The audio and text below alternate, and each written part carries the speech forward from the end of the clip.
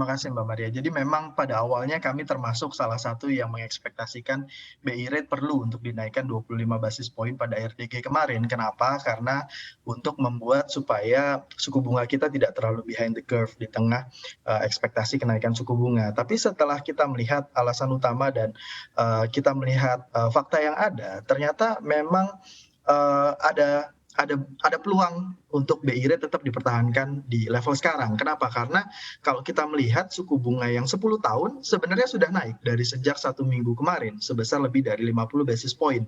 Jadi the real interest rate di suku bunga di yield Sun 10 tahun sebenarnya sudah naik tanpa perlu BI menaikkan 7 days repo rate yang sebenarnya justru adalah suku bunga jangka pendek yang tidak terlalu dipakai sebagai acuan suku bunga, hanya sebagai headline aja, benchmark saja. Tapi kalau dilihat dengan kekuatan trade balance yang juga sangat kuat dan reaksi dari pasar yang relatif neutral dalam 2 hari terakhir, saya pikir keputusan ini disambut dan diterima dengan cukup baik oleh pasar. Kalau dari Anda Mas Akil seperti apa? Apakah Anda juga sama sepaham begitu ya? Kalau tadi Mas Bias mengatakan tampaknya perlu 25 basis point, tapi dengan hal-hal yang diputuskan oleh Bank Indonesia sehingga akhirnya diterima ya keputusan untuk tetap mempertahankan. Kalau kita lihat korelasinya dengan rupiah sendiri yang akan terkendali dengan kebijakan BI yang siap guyur pasar sekunder SBN agar yieldnya naik. Karena kan ada burden sharing juga ya antara BI dan juga Kementerian Keuangan, ini masih jadi pegangan juga nih. Apakah ini juga bisa menjadi salah satu cara untuk redam capital outflow, Mas Akil? Ya, memang kami tadinya mengekspektasikan bahwa Bank Indonesia ini memang akan menaikkan tingkat suku bunganya setidaknya memang 25 basis poin, dan memang keputusannya sudah diambil untuk mempertahankan tingkat suku bunganya. Dan sebenarnya kami memandang Bank Indonesia saat ini sedang mengadjust kebijakan moneternya mereka dengan mulai menaikkan dari GWM ya. Kita tahu sampai nanti di September GWM akan naik menjadi 9%. Lalu juga Bank Indonesia melepas SBN-nya di pasar sekunder untuk menyerap dari likuiditas pasar, walaupun memang tidak begitu besar, masih di bawah 1 triliun rupiah. Yang memang tujuan dari menjual ataupun juga melepas dari SBN ini untuk memperbaiki dari kondisi dari supply dan demand di pasar keuangan. Jadi kami melihat memang kebijakan dari Bank Indonesia ini lebih kepada menormalkan kebijakan moneter yang memang tidak melulu untuk selalu menaikkan tingkat suku bunga ketika dari The Fed ini juga menaikkan tingkat suku bunga.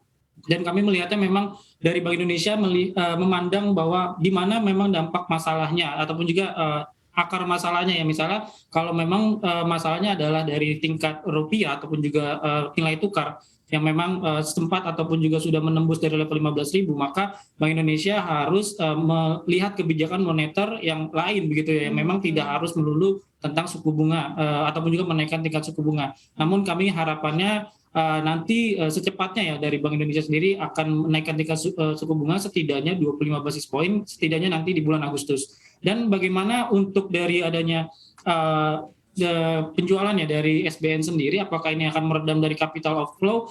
Sebenarnya capital outflow sendiri sudah lumayan besar ya di sebelum adanya keputusan Bank Indonesia ini.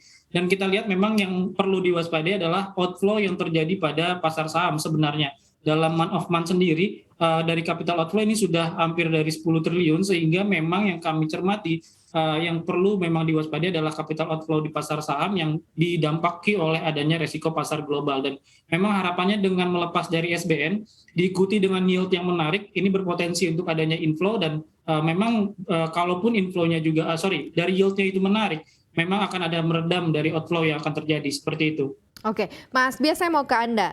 Bank Indonesia sendiri kan menilai katanya rupiah akan tetap terjaga karena ada mekanisme itu burden sharing antara Bank Indonesia dan juga Kementerian Keuangan, sehingga di sini ada komitmen lah BI mau guyur pasar sekunder SBN supaya yieldnya naik. Nah, ini bisa jadi jaminan nggak untuk redam capital outflow nih ke depannya?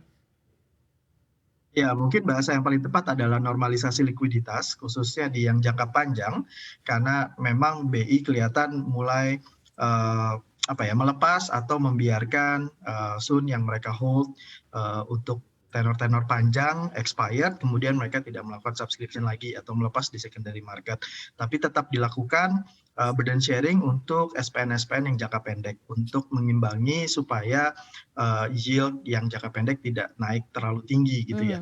Nah, saya pikir ini langkah baru yang inovatif buat BI bisa melakukan barbell strategy kayak begini, sehingga membuat kepercayaan investor kepada BI untuk tetap menjaga keatraktifan rupiah dari sisi yield itu menjadi sangat terjaga di luar dari faktor fundamental di mana harga batubara masih sangat tinggi, harga nikel masih relatif tinggi sehingga membuat secara fundamental rupiah juga lebih kuat dari sisi trade balance